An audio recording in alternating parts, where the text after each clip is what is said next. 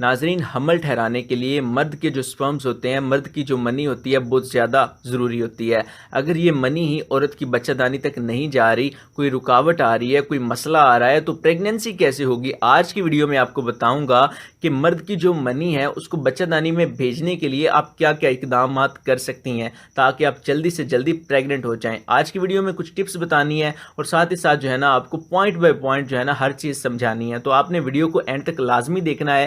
Video دیکھنے سے پہلے ویڈیو کو لائک لازمی کریں، انشاءاللہ آپ کے ہاں خوبصورت بیٹا پیدا ہوگا۔ اب ناظرین چلتے ہیں ویڈیو کی جانب۔ سب سے پہلے تو آپ اس بات کو ذہن نشین کر لیں، کچھ عورتیں اس وجہ سے نہیں پریگننٹ ہو رہی ہوتی کہ ان کے جو مرد کے سپرمز ہوتے ہیں وہ جب ڈسچارج کرتے ہیں تو فوری باہر آ جاتے ہیں، اور دوسری ریزن یہ ہوتی ہے کہ جب وہ ڈسچارج کرتے ہیں تو ان کی بچہ دانی کا منہ اوپن نہیں ہو رہا ہوتا، جس کی وجہ سے وہ اندر نہیں جا رہے ہیں۔ عورتیں پریشان ہوتی ہیں، یہ اندر کیوں نہیں رہتے، باہر کیوں آ جاتے ہیں؟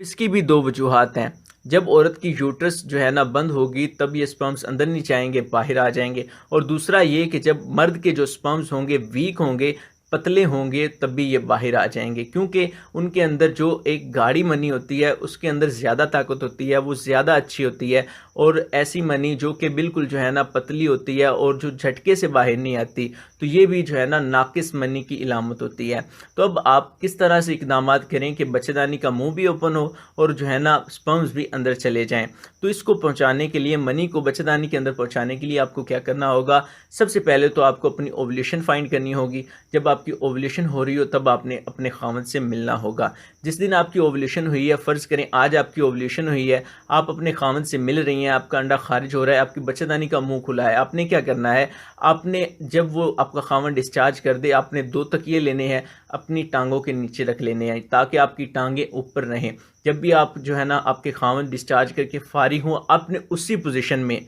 نہ 20 منٹ نہ 25 منٹ، پورے 30 منٹ آپ نے لیٹے رہنا ہے۔ آپ کو بہت زیادہ فائدہ ہوگا اگر 3 سے 4 دن آپ اپنی اوولیشن کے ڈیز کے دوران اپنے خاوند سے ملتی ہیں اور 3 سے 4 دن آدھا گھنٹہ یہ آپ ٹائم دیتی ہیں، تو آپ کو بہت زیادہ فائدہ ہونے والا ہے، آپ پریگننٹ ہو سکتی ہیں، کیونکہ جتنی دیر زیادہ سپرمز جو ہے نا آپ کے اندر رہیں گے اتنے زیادہ چانسز ہیں کہ وہ بچہ دانی کے اندر چلے جائیں اور ایگ کے ساتھ برابر ہو کر زائگوٹ جو ہے نا فرٹیلائزیشن کا عمل سٹارٹ کر کے زائگوٹ بنا دیں اور آپ پریگننٹ ہو جائیں۔ تو جتنے جو ہے نا سپرمز اندر رہیں گے آپ کو بہت زیادہ فائدہ ہوگا۔